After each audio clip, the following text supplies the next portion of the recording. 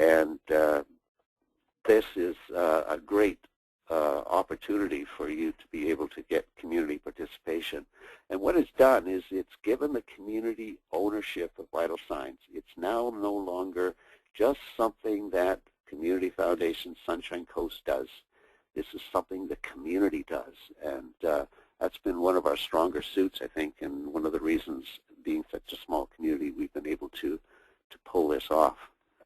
And finally, just let me say that in terms of the resources to your community foundation,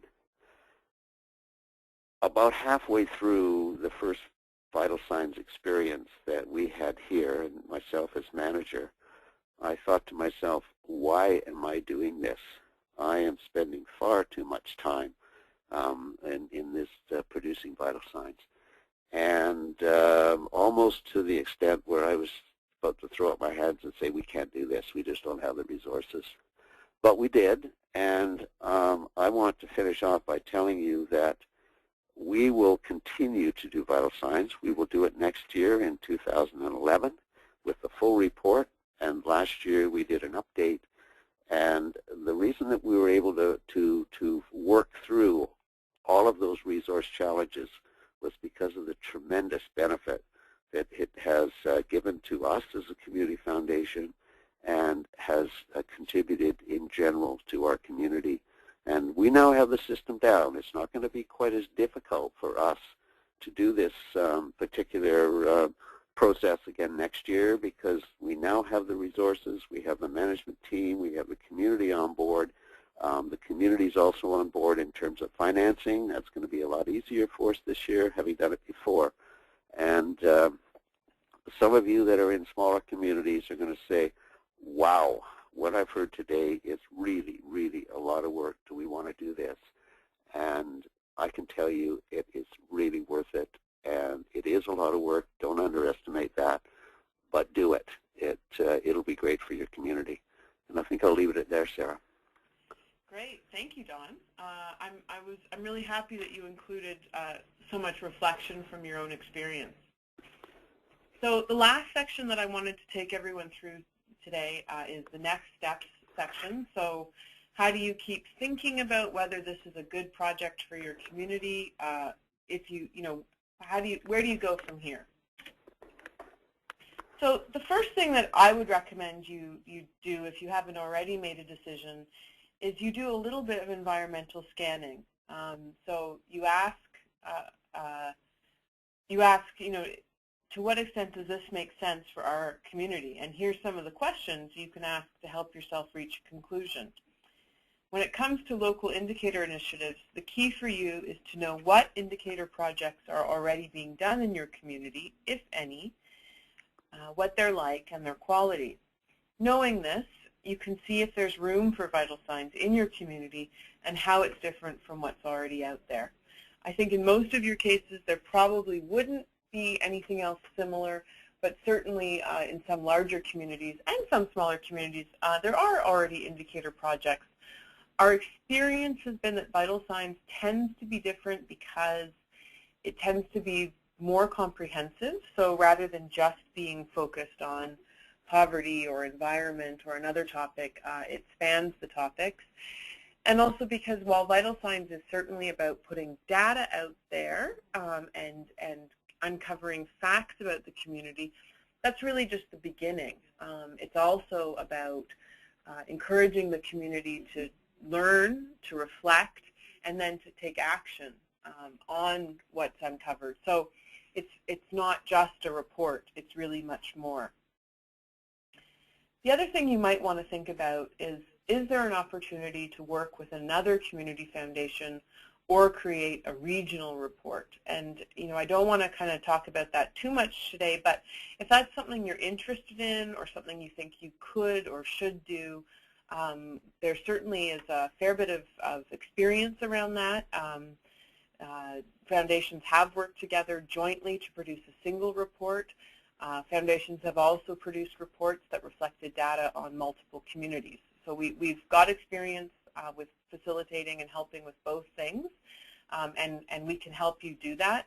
If you do want to do either of those things, it's certainly best to start those conversations earlier rather than later. So getting started, I mean, the first thing you would do, we've already taken the first step, really, which is to participate in this call. The next step is to fill out the CFC application. And I will be sending those out, I guess in the next week or two. And I'll also send out a copy of these slides with the speaking notes, and I can do that probably tomorrow. This slide gives you a sense of what we ask for in the application. It's fairly simple. It's not a test, and I can say that we've never rejected anyone's application, but it's really structured to get you to start thinking about some of the implementation considerations, such as how you'll engage the community, how you'll resource the project, and how you'll integrate vital signs into your work. A next obvious step would be that we will send you the manual and subscribe you to the Basecamp collaboration space that I mentioned earlier. And we'll also include you in the invitation list for the webinars that take place throughout the year. So as I mentioned earlier, the first one, which would probably be in February, is called Getting Started. The second one is, and that's the one where we talk about more about environmental scanning, project management. It's really very nuts and bolts. The second one talks about research and indicators. We have two in the spring that talk about community engagement and grading, marketing and communications. And the final one talks about integrating vital signs into your work and evaluations.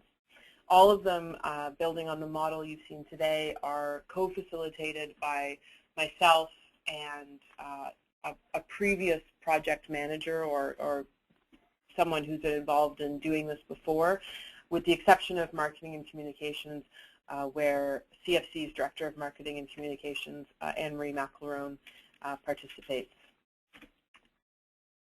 So that's actually everything that I wanted to cover today. I think we've done quite well. Yes, that was only an hour. So we still have half an hour in the time we've allotted for questions, and I think there probably will be some. The only things I would add at this point would be to say that I know that for some of you in British Columbia, you're aware through Barb McMillan that there is an additional conversation going on about the British Columbia project, and that there is a call about that next week. So that's also on the burner. I would reiterate that I will share these slides with anybody who would like them. So no worries about that one. And I guess that's all I wanted to add for today. And also to say that if we don't get to your question in this call, or you think of more questions, or you think your question is involved enough that you probably, this isn't the right forum for it, please feel free to contact me directly at the CFC office in Ottawa. I'm really very happy to have pretty involved conversations, pretty detailed conversations about vital signs. That is my job. So with that, I think we're going to open it up to questions. My colleague Marlo is going to manage that process, so I'm not sure how many written-in questions we've had versus people putting their hand up, but I'm going to leave it to Marlo to kind of manage that process.